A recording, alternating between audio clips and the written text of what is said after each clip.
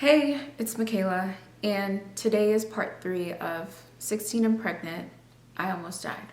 Before we get started, please make sure you subscribe, turn on your notifications, and like this video. For those of you who are just getting here, or maybe you need a little overview, when I was 16, I went to a house party. I ended up getting really drunk, and a boy offered to take me home.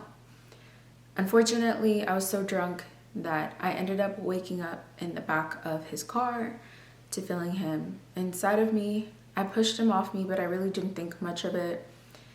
And 3 months later, I find out I'm pregnant. Unfortunately, I was taking a medication called Topamax as well as other medications because of a condition that I developed at 14. Already, I knew that there was a high possibility of having a baby with issues.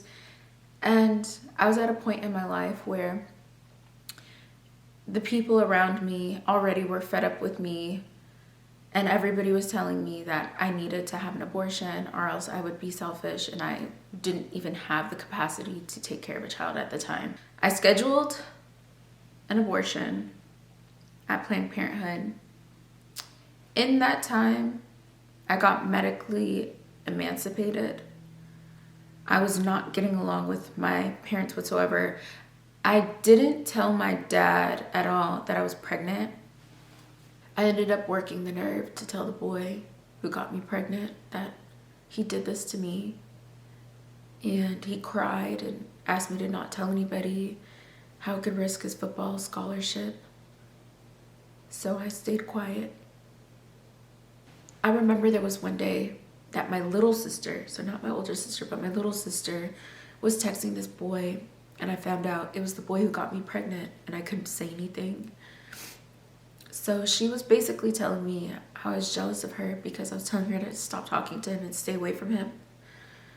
And she fist fought me while I was pregnant.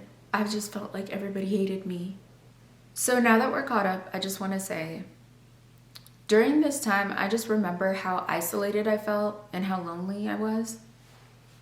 I remember calling my best friend, my guy best friend, Josh, and just crying and pouring my heart out to him, not knowing what to do. And he kept saying, just keep the baby. I got you. I'll be there for you. I will help you take care of this baby. But he lived all the way in Ranch Cucamonga.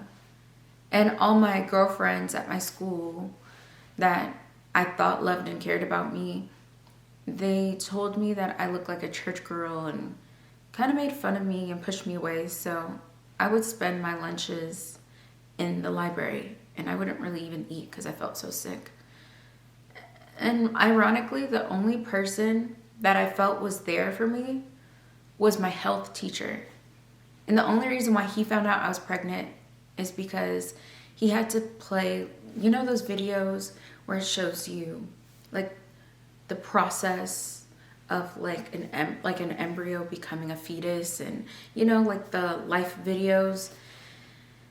And I just couldn't do it. He played it in class, and I started just crying, and I asked him if I could sit in the library. Then I ended up opening up to him and telling him what was going on with me. After opening up to my health teacher, there ended up being rumors at school because since he was allowing me to leave class when they talked about birth and pregnancy and everything, kids at school were saying that I was sleeping with my teacher. And I went to a predominantly white school, so my teacher, he was like a black man, and I just felt so bad for him. And I felt really bad for myself because I just felt so alone, and the one person I could vent to, kids at school, are saying that I'm sleeping with him, which they had no clue I was pregnant. It's finally time for me to have this abortion.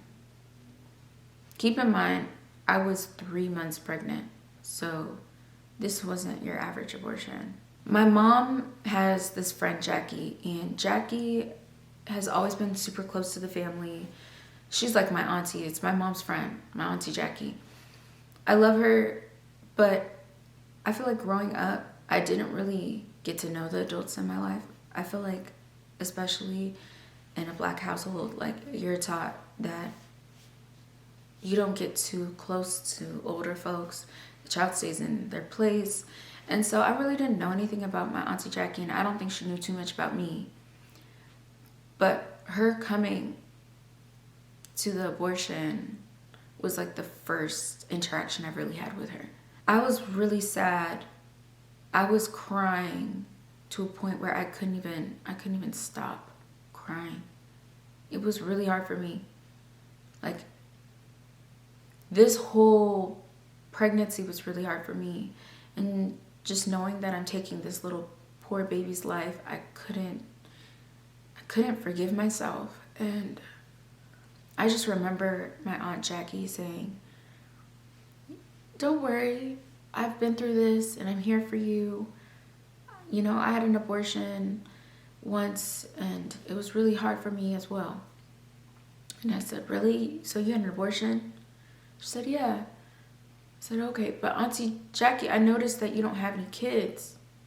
She said, "Yeah." After that, I couldn't have any more.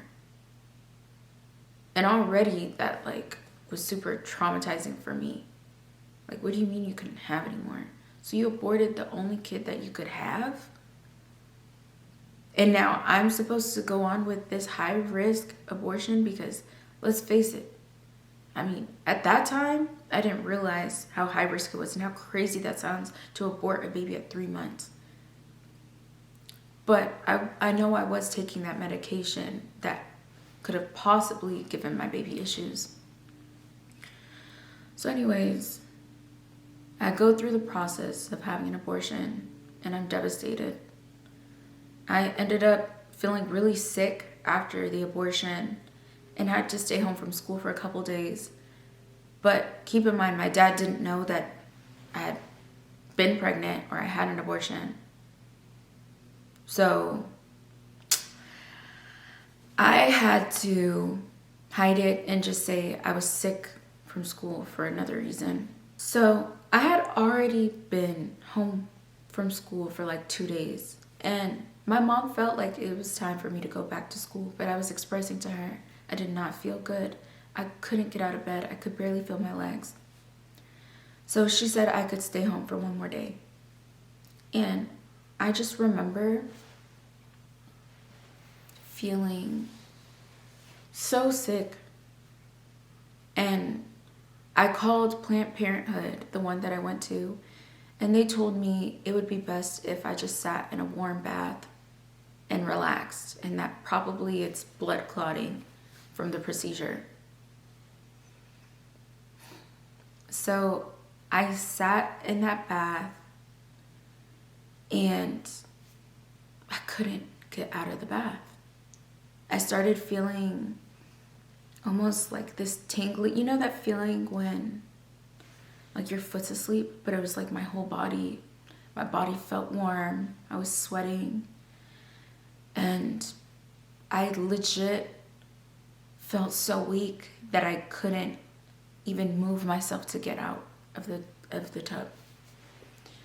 I was like, wow, I feel like I could drown in here. I can't get out. My mother, having the instincts that she has, knew something was wrong because I wasn't answering the phone and I hadn't called all day. So she rushed from work early and found me in the bathtub, took me to a hospital. I just remember hearing the doctor in the ER saying, lay down so I could see if you have any dead baby left inside of you. And I just felt like she was talking to me very harshly.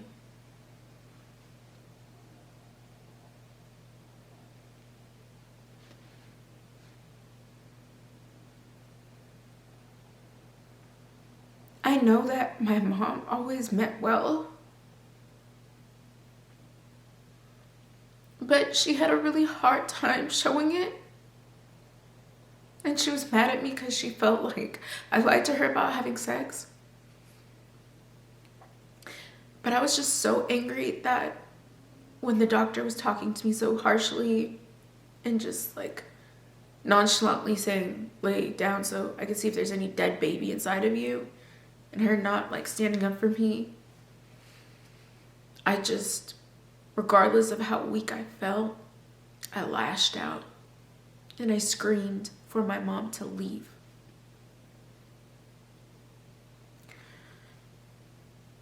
So I guess I ended up going to toxic shock,